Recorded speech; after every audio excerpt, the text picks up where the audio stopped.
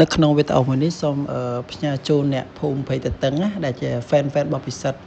ហើយក៏អរគុណដល់កូនកំមុំកូនកន្លោះដែលបានជ្រើសរើសថ្ងៃ pre-wedding របស់គាត់ជ្រើសរើសពិសិដ្ឋហើយចូលរួមសោកស្ដាយជាមួយកូនកំមុំកូនកន្លោះផងដែរដែលអាចបានពិសិដ្ឋថ្ងៃការអញ្ចឹងណាហើយ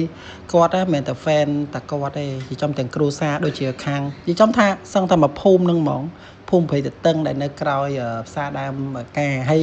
ថ្ងៃហ្នឹងបានការរៀបចំពីសម្អាងការសម្រាប់ផាសួរបងប្អូនកូនកំមុំកូនកន្លោះរើសថ្ងៃការរួចហើយចឹងបងប្អូនអាចរើសយកសម្អាងការសម្រាប់ផាសួរបានគាត់មានទីតាំងនៅផ្សារដើមការហើយមួយទៀតគាត់មានទំនុកចិត្តខ្ពស់មានគ្រឿងអលង្ការស្អាតសម្លៀកបំពាក់ស្អាតពិសេសមួយទៀតគាត់អាចជំរើសជាមួយនឹងសម្លៀកបំពាក់នៅក្នុងហាងរបស់គាត់បានហើយថ្ងៃហ្នឹងក៏បញ្ជាក់មួយទៀតដែរសូម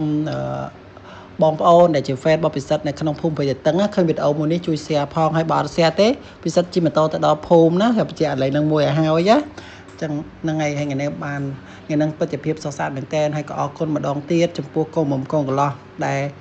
ឲ្យពេលវេលាពិសិដ្ឋហើយព្រឹកមិញហ្នឹងគឺពិសិដ្ឋរវល់តាក់ទងនឹងការងារផ្ទាល់ខ្លួនបន្តិចហើយក៏សូមដកឃ្លារបស់គាត់ចឹងណាហើយក៏អរគុណគាត់មកចាំហើយក៏និយាយចំមានតែពាក្យថាអរគុណគាត់ដែលបានមកចាំពិសិដ្ឋថតមករោងចឹងណាហើយក៏អរគុណដល់សម្រាប់ផាសួរជូនពរឲ្យបងសម្រាប់ផាសួរមានអតិជនកាន់តែច្រើននិយាយចំភ្ញៀវច្រើនហើយមួយទៀតដែលតាក់ទងជាមួយនឹងការថតមករោងឬក៏ថតអីផ្សេងការងារmake upផ្សេងតាក់ទងមកពិសិដ្ឋមកណាហើយមិនពិសិដ្ឋមិនទទួលតែការផាត់មុខតែក្នុងកម្មវិធីមង្គលការដែលមានកម្មវិធីផ្សេងក៏ពិសិដ្ឋទទួលដែរអរគុណជម្រាបលាជូនពរឲ្យកូនមុំកូនកន្លោះនឹងសម្អាងការមានភ្ញៀវនឹងមានអតិជនឲ្យស្រឡាញ់គ្នាបានច្រើនមានសុភមង្គលពេញមួយជីវិតអរគុណដែលបានហៅពិសិដ្ឋទាំងអស់គ្នាហើយអរគុណដល់ថ្ងៃនេះសទ្ធាផងដែរផ្លេចរឿងប្រមូលសទ្ធាអរគុណបាយបាយជួបគ្នាឱកាសក្រោយ